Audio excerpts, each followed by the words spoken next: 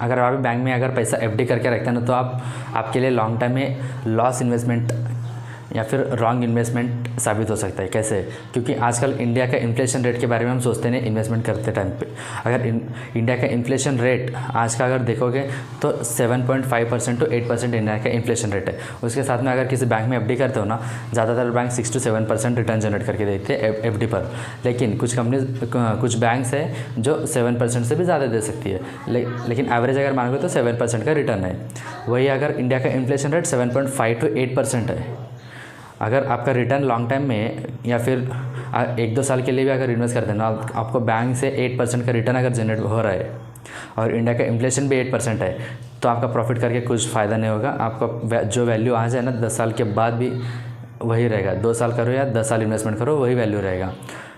तो अगर सोच लो, अगर इन्फ्लेशन रेट 8% है, एफडी अगर 6.5% का आपका रिटर्न मिल रहा है बैंक से, तो 1.5% का आप लॉस करोगे। यानी कि आज का 1 लाख का वैल्यू ना, अगर 10 साल के बाद का पैसा डबल भी हो जाता ना, तो फिर भी आज का 1 लाख का वैल्यू उस दिन नहीं रहेगा, उसका वैल्यू कम हो जाएगा। फिर आपका निगेटिव रिटर्न है, 1.5% का निगेटिव लॉस कर चुके हो।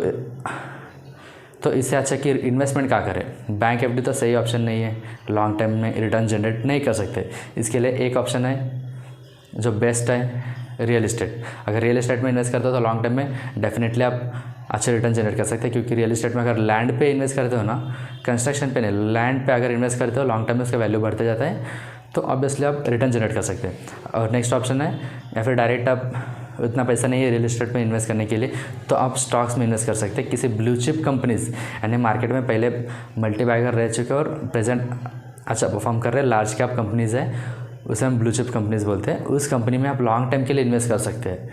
देखो, ब्लू चिप कंपनीज ऐसे होते हैं, लॉन्ग टाइम में अगर इन्वेस्ट करते हो ना, तो 12-13% का रिटर्न आराम से वो जनरेट करके दे सकती है। तो यहाँ पे मिनिमम 12% का रिटर्न मिल जाता है लॉन्ग टर्म अगर इन्वेस्ट करते हो तो।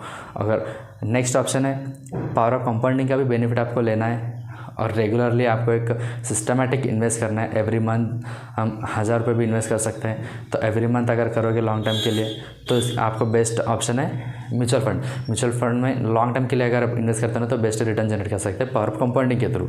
यहाँ पे ना आपको किसी भी म्यूचुअल फंड में लॉन्ग टर्म यानी कि 25-30 साल से ज़्यादा इन्वेस्ट करते हो ना, मिनिमम 15% का रिटर्न फिक्स मिल ही जाता है। 15% कहीं नहीं जाता रिटर्न लॉन्ग टर्म के लिए। लेकिन शॉर्ट टाइम के लिए इन्वेस्ट करते हो तो नहीं है, लॉन्ग टर्म इन्वेस्ट करो, वहाँ पे आपको अच्छे रिटर्न जनरेट कर सकते हैं। इनफैक्ट पावर ऑफ कंपाउंडिंग के थ्रू आप एक्सपेक्ट भी नहीं करोगे, उससे भी आप जितना एक्सपेक्ट करो ना, उससे भी बेस्ट रिटर्न आपको जनरेट करके दे सकती है।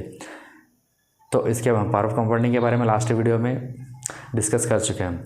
तो इस तरह के आप इन्वेस्ट करोगे ना, तो लॉन्ग टर्म में आपका वैल्यू है उसका बढ़ेगा। आप जो इन्वेस्ट कर रहे हो ना, रेट को भी बीट करना चाहिए। अगर इन्फ्लेशन रेट जितना है उतने आपको रिटर्न मिला तो कुछ फ़ायदा ही नहीं इन्वेस्ट करके। आज 1 लाख रुपए में जो खरीद रहे, 10 साल के बाद पैसा डबल हो गया 2 लाख रुपए, और जो हम चीज़ खरीद रहे हैं तो उसका वैल्यू भी 2 लाख है, तो इन्वेस्ट करके फ़ायदा ही नहीं ना इतना। यानी कि 10 साल टाइम देने के बाद भी कुछ फ़ायदा नहीं होता है।